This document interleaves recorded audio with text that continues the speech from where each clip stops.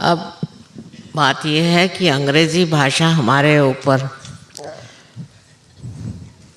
300 वर्ष से लदती गई। मैंने कभी अंग्रेज़ी सीखी नहीं, कभी भी नहीं। स्कूल में भी एक छोटी सी किताब थी और कॉलेज तो मेडिकल कॉलेज में कोई सिखाता ही नहीं अंग्रेज़ी। मेरे पिताजी कहते थे इतनी ये आसान भाषा है और इसमें इतने कम शब्द कि कोई ज़रूरत ही नहीं सीखने की। और उन्होंने हमको मराठी स्कूल में डाला और हमसे कहते थे कि मराठी सीखो और संस्कृत सीखो। मैं संस्कृत भी मैंने कभी नहीं सीखी और हिंदी तो कभी भी नहीं सीखी। कोई सवाल ही नहीं उठता। स्कूल में भी नहीं सीखी, कॉलेज में भी नहीं सीखी, कहीं हिंदी भाषा मैंने सीखी ही नहीं। पर एक अच्छा ही है मेरे अंदर, वो मैं बता दूं आपसे कि मैं हिंदी भाषा में जब बोलती हूँ तो हिंदी बोल सकती हूँ और मराठी में बोलती हूँ तो मराठी बोल सकती हूँ और अंग्रेज़ी में बोलती हूँ तो अंग्रेज़ी बोल सकती हूँ। उसका भाषांतर करना मेरे लिए बड़ा कठिन, इसलिए मैं मिक्सअप नहीं कर सकती। ये भाषा अलग बोल रहा है, वो भाषा अलग बोल रहा है, वो अलग भाषा। अब कोई विश्वास ही नहीं करेगा कि मैंने हिंदी भाषा सीखी ही नहीं, लेकिन पढ़ने का शौक़, अच्छी अच्छी किताबें पढ़ने का शौक़, उसी से हिंदी भाषा आ गई। पर शुरुआत में मेरी भाषा बहुत संस्कृत से क्लिष्ट थी, बहुत, क्योंकि महाराष्ट्रियन लोग वैसे ही बोलते हैं। महाराष्ट्रियंस को रोज़मर्रा की हिंदी नहीं आती। वो जो हिंदी भाषा बोलेंगे उसमें आधे से ज़्यादा तो संस्कृत शब्द और बचे खुचे मराठी शब्द।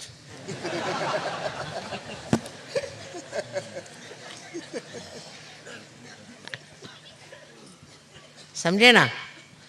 तो ये हालत है। अब हमने जो इसमें समझा है वो ये कि भाषा का भी एक वरदान होता है। जैसे संगीत का होता है, कला का होता है, ऐसे ही भाषा का वरदान होता है और उसी से लोग बहुत सारी भाषा बोल सकते हैं। लेकिन हिंदी लोग कोई और भाषा सीख ही नहीं सकते।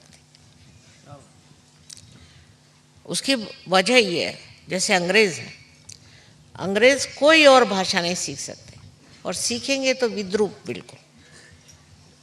वजह ये, सब अंग्रेज़ी जानते हैं, इसलिए वो कोई और भाषा नहीं जानते। अब हिंदी बोलने वालों का ये हाल है कि वो कोई और भाषा बोल ही नहीं सकते। मैं तो कभी नहीं कहूँगी कि आप मराठी सीखो, क्योंकि मराठी भाषा बहुत ही जटिल है, बहुत कठिन। वो मराठी समझ सकता है और उसमें इतना विनोद और इतना मजाक है, उसमें अश्लीलता इतनी भी नहीं, गंदगी इतनी भी नहीं, पर इतनी भाषा वो प्रगल्भ है, इतनी गहन है। और फिर सहजों के लिए मराठी भाषा जैसी और कोई भाषा नहीं, क्योंकि मराठी में ही कुंडलिनी के बारे में लिखा गया, इतने साधु संतों ने सब लिखा, सो मराठी भाषा। और अगर एक बार आपको मराठी आ गई तो कोई सी भी भाषा आ सकती, इसमें कोई शक। पर मराठी लोग और कोई भाषा नहीं सीखेंगे, बड़े कट्टर होते हैं। किसी को मैंने कहा कि एक हिंदी किताब पढ़ो, तो थोड़ी पढ़कर छोड़ दी। मैंने कहा क्यों? कि सभी घाणे, सब गंदगी लिखी हुई है इसमें, मेरे को नहीं सुना। क्योंकि इतनी शुद्ध भाषा और इतने शुद्ध विचार मराठी में। पढ़ने के बाद, आप गीता पढ़ने के बाद कोई रास्ते पर की चीज़ पढ़ो, सड़क छाप, वो समझ में नहीं आ रहा। सो आप लोगों में से कुछ लोग सीखे मराठी तो अच्छा है लेकिन बड़ी कठिन भाषा है और इसमें पर्याय बहुत भाषा का। आज इसलिए मैं बता रही हूँ कि महाराष्ट्र में आके भी मुझे हिंदी में ही बोलना पड़ता है क्योंकि आप तो मराठी भाषा जानते नहीं, पर पूना में मैं मराठी में ही बोलती और मुंबई में भी हिंदी में बोलना पड़ता। अगर कोई सीखना चाहे तो मराठी भाषा सीखे, ये सीखने वाली भाषा और इतनी कमाल की है कि हमारे नामदेव जो बड़े भारी यहाँ के बहुत बड़े संत हो गए, उनको गुरु नानक साहब ने बुलाया और उनसे कहा कि तुम पंजाबी सीखो और पंजाबी में तुम लिखो। इतनी बड़ी किताब लिखी हो ना पंजाबी में। अब मुझे पंजाब भाषा में, जब पंजाब में रही, अगर आपको मराठी भाषा आ गई तो सिवाय तमिल के आप सब भाषाएं सीख सकते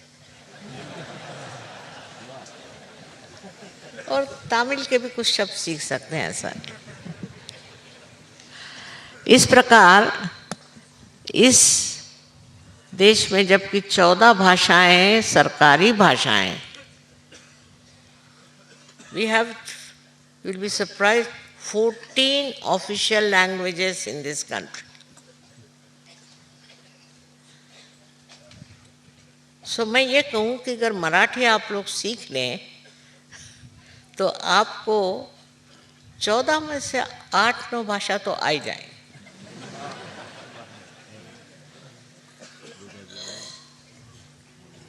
अब एक और बात कमाल है कि बाइबल का ट्रांसलेशन, भाषांतर डायरेक्टली, जिसको कहना चाहिए इब्रू भाषा से,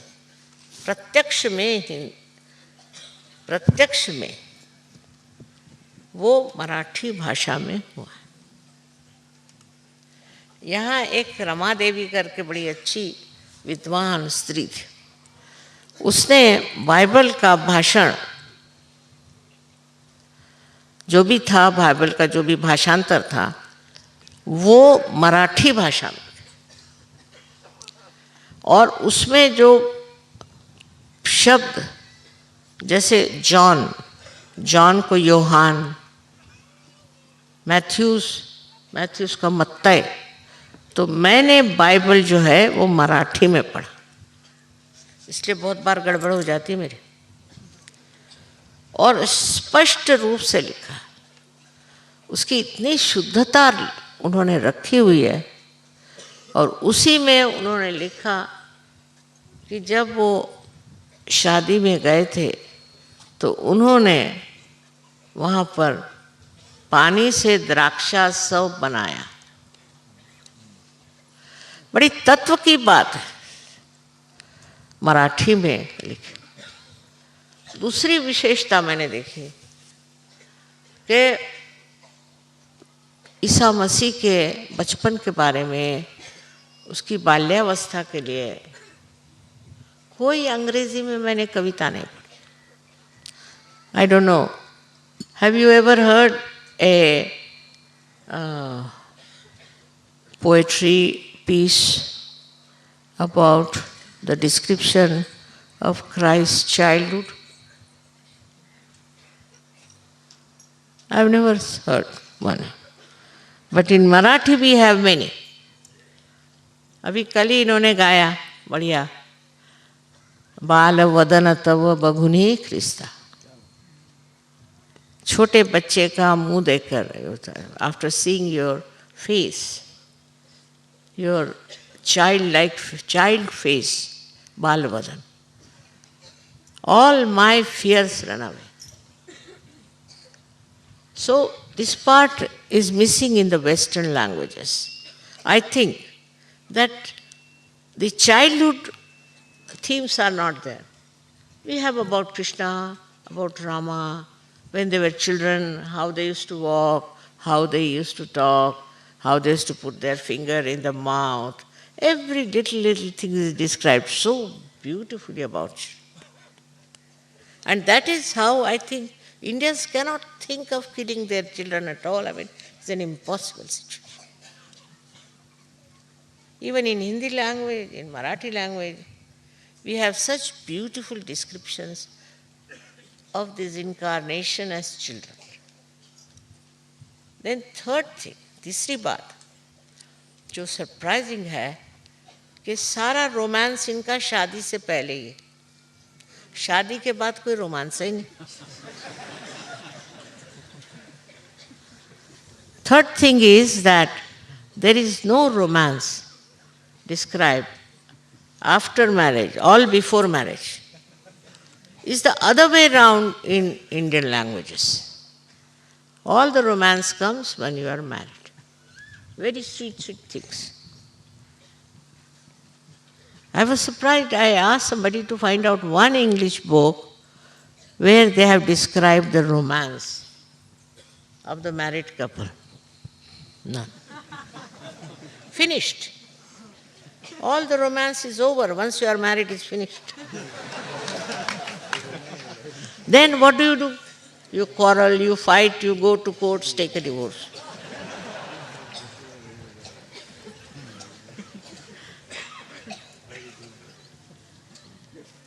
That description is not there. और यही बात है कि हमारे ऊपर बड़ा भारी एहसान हमारे संस्कृति का है, बहुत बड़ा.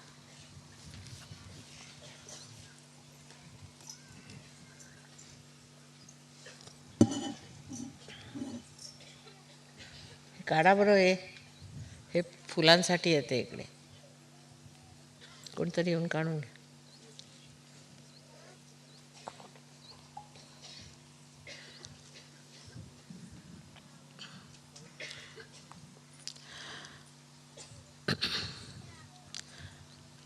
तो हमने मराठी में बाइबल का ट्रांसलेशन पढ़ा और उसमें जो बातें लिखी हैं वो बड़ी गहन. अंग्रेजी भाषा ने तो बदल ही दिया उसका स्वरूप, मैं सोचती हूँ. और ईसा मसीह के बारे में भी जो पवित्र, अत्यंत आध्यात्मिक स्वरूप का वर्णन मराठी बाइबल में, वो ना तो हिंदी में है और ना ही वो इंग्लिश में. तीसरी बात कि मराठी आदमी जो है बड़ा हुद्दार है. राजस्थान में भी जैसे मेवाड़ के लोग तो बड़ा हुद्दार है. वो अंग्रेज से कुछ सीखने नहीं वाला. अंग्रेज अगर सिखाए तो कहेगा राव दे रहने दो. आपके जैसे बहुत देख लिए. पर नॉर्थ में मैंने देखा कि बड़े अंग्रेजों का जोर, सूट बूट पहनना, टाई लगाना, जूते पहनना और सब पे रोब झाड़ना. महाराष्ट्र में मराठी आदमी को सूट पहनाना बहुत कठिन.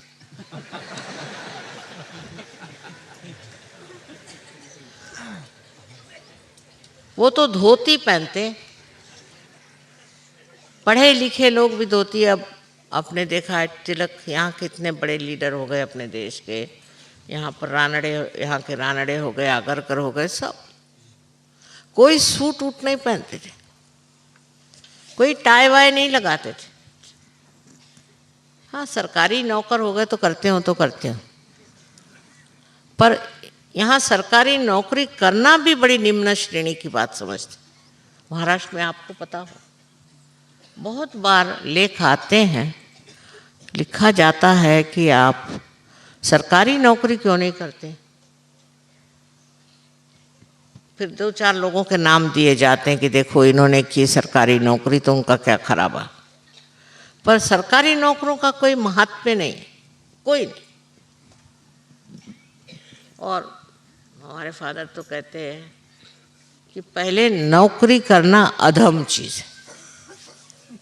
अपना प्रोफेशन रखो और उससे ज़्यादा सरकारी नौकरी करना तो अधमाधम। मनुष्य का चरित्र हनन हो जाता है। तो बहुत उनकी बात मैंने देखी सही। अब कोई आईएएस में आ गया तो बस हो गया, उसका भाव चढ़ जाता है वहाँ पे 30 लाख 35 लाख। कोई आईएएस का आदमी हो गया तो नॉर्थ इंडिया में बहुत बड़ी चीज़ मानते हैं। यहाँ पढ़ा लिखा हो, विद्वान हो, तब मानते हैं। और आध्यात्मिक हो, ये बड़ा भारी डिफरेंस। और इसीलिए शुरू शुरू में दिल्ली में मैं सोचती थी कि ये क्या समझेंगे, पर बड़ी हैरानी की बात कि दिल्ली में अब सहयोग ऐसा फैला है, लखनऊ में मुझे विश्वास ही नहीं होता। किसके आशीर्वाद से हुआ? ये तो ऐसे अंग्रेजों के चापलूस नंबर 1 थे, इनको हो क्या गया हैं? ये बदल कैसे गए? मुझे लगता है कि श्री राम और श्री कृष्ण जहाँ जिस भूमि मंडल में रहे हैं, उनके आशीर्वाद, और तो मैं बता नहीं सकती। क्योंकि लखनऊ जैसी जगह तो खाओ पियो मौज करो, और सब दिल फेंक बहादुर। मैं तो हैरान होती थी, इन लोगों से बात क्या करें, सबका रिश्ता वैसा, बात वैसी, मैं समझ आता। अब मैं महाराष्ट्र से गई थी, मेरे को तो कुछ समझ में नहीं आता था। भाभी है तो उसका मजाक ऐसा, तो नंद है तो उसका मजाक वैसा, मेरी खोपड़ी में नहीं जाता था। और अब मैं देखती हूँ कि श्री राम और श्री कृष्ण का आशीर्वाद और कबीर की वाणी, नानक साहब का आशीर्वाद। अरे ये पंजाबी लोग, मैं पंजाब में पढ़ती थी तो मैं सोचते थे ये पंजाबी, इनकी तो कभी खोपड़ी में सहयोग जाएगा ही नहीं। और मैं हैरान, मैं बड़ी हैरान, इतनी भक्ति और इतना आनंद इन्होंने कैसे प्राप्त किया। वहाँ ना कोई प्रवचन नहीं देता था, कुछ नहीं, कैसे क्या होगा। अब महाराष्ट्र में बड़ी मेहनत करी मैंने, बाप रे बाप, एक एक गांव देहात हर जगह गए, बड़ी बड़ी मेहनत करी। लेकिन महाराष्ट्र में बात नहीं, जो बात नॉर्थ इंडिया की वो महाराष्ट्र में नहीं है। बड़े आश्चर्य की बात, मैं कहूँ कि इतनी मेहनत की सब बेकार ही जाती, उल्टे मेरे पीछे हाथ धो के लग गए। पता ये हुआ मुझे कि यहाँ गुरु घंटाल बहुत, ने गुरु, हर एक आदमी का गुरु, गुरु गुरु, घर में गुरु घुसे हुए इतने गुरु लोग हैं यहाँ, कुछ पूछे। वो पंचांग आता है ना, उसमें भी हर एक गुरु का नाम, उसके जन्मदिन, ये वो। मैंने कहा हे भगवान, और सब बिल्कुल बेकार लोग। इसमें कुछ कुछ महान भी थे, पर बहुत थोड़े, बहुत थोड़े। और ऐसे गुरु घंटाल कि जो सिवाय पैसों के और औरतों के सिवा कुछ नहीं जानते। इतनी बड़ी ये महाराष्ट्र की भूमि, इतनी पवित्र भूमि, जहाँ पर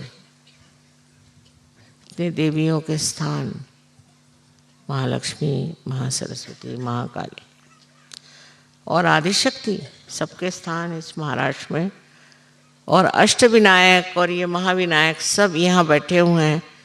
हाँ, ये लोग अश्लील नहीं, गंदगी नहीं, लेकिन धर्म को समझने की इनमें क्षमता नहीं रही, क्षमता। वही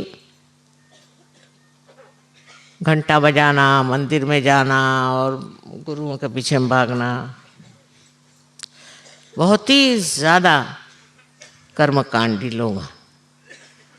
पर और बातें नहीं हैं, गंदगी नहीं, पर इतने कर्मकांडी हैं कि उसमें से निकल ही नहीं पा रहे। इस तरह से मैंने आपको विश्लेषण करके बताया कि जो लोग फॉरेन के हैं, जिनसे मुझे उम्मीद ही नहीं थी, मैं सोचती थी ये क्या बेकार के लोग, इनको तो कुछ अंदाज ही नहीं किसी चीज़ का, वो वहाँ से वहाँ पहुँच गए। और नॉर्थ के लोग जिनको मैं सोचती थी कि ये क्या आएंगे सहयोग में, मैं तो दिल्ली को बिल्ली कहती थी। मेरी शादी भी दिल्ली में हुई, मेरे पिताजी भी दिल्ली में थे, बिल्कुल उम्मीद नहीं थी। पर आश्चर्य की बात है कि आज दिल्ली में और उससे नॉर्थ में, पंजाब में, यूपी में, सब जगह, राजस्थान सहयोग फैल। ये महाराष्ट्र की दुर्दशा, और इस वजह से आप लोगों का यहाँ आना ज़रूरी है, क्योंकि आपके चैतन्य से यहाँ बहुत जागृति हो सकती और लोग महसूस कर सकते। आपके आने से आपका चित्त यहाँ आ जाता है, और उससे महाराष्ट्र के जो गुरु लोग बैठे हुए हैं, अब भी बैठे हैं बहुत सारे, मराठी में शब्द है उचल बांगड़ी करने, अब इसका मैं ट्रांसलेशन नहीं पता तो उनको उठा के फेंकने का काम आप लोगों का चैतन्य कर सकते, विशेषकर आज जबकि आप जीसस क्राइस्ट के पवित्रतम जीवन के प्रति आदर व्यक्त कर रहे हैं। उस वक्त ये मैं ज़रूर कहूँगी कि यहाँ पर जो लोग इतने सारे गुरु घंटाल बैठे हैं, जिनको ईसा मसीह आज होते तो एक हंटर से मारते फिरते, ऐसे इन गुरुओं का ही यहाँ से उछल बांगड़ी हो जाएगी और अब ये भाग के पता नहीं कहाँ जाएंगे। बहुत पैसा बना लिया सबने, काफ़ी बेवकूफ़ बना लिया, लेकिन ये एक तरह की सादगी, बेवकूफ़ी यहाँ पर है। कोई भी गुरु आए उसके चरण छू, सब चरण छू महाराज लोग यहाँ बहुत। तो ये एक बात हमारे अंदर बेवकूफ़ बनने की क्षमता पता नहीं कहाँ से आ गई है। कोई भी आए कुछ भी पढ़ाए, बस हमारी परंपरा है, गुरुदेव आ गए बस।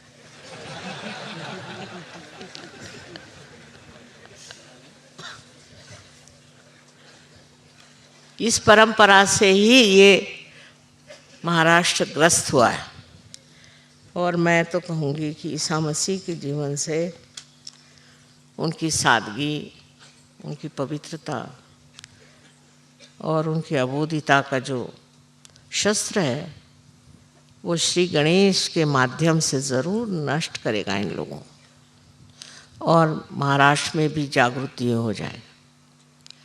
यहाँ भी लोग प्राप्त करेंगे उस परम धन को और परम तत्व को, जो यहाँ पर न जाने कितने संतों ने कहा।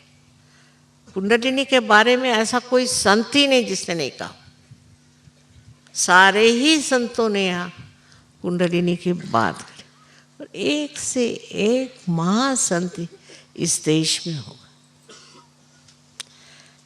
इस देश के उन संतों को मैं सोचती हूँ जिन्होंने इतनी मेहनत करके यहाँ पर जागृति करने की कोशिश की।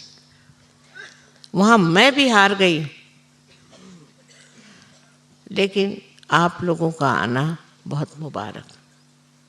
और आप लोगों के यहाँ आने से इन लोगों में अकल आएगी, ये समझेंगे कि ये किस गुरु के पीछे हम भाग रहे हैं। ये सब जो भी मैं बता रही हूँ इसलिए कि बहुतों ने मुझसे कहा कि माँ गणपतिपुळे से अच्छा है आप उधर ही कुछ करिए प्रोग्राम।